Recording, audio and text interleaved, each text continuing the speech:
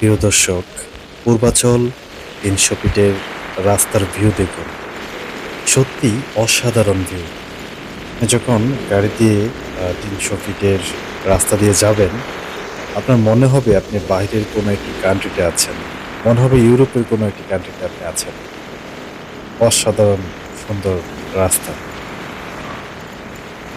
তো পুরো ভিডিও জুড়ে সাথেই থাকুন আর দেখতে থাকুন পূর্বাচল ৩০০ ফিটের রাস্তার সৌন্দর্য।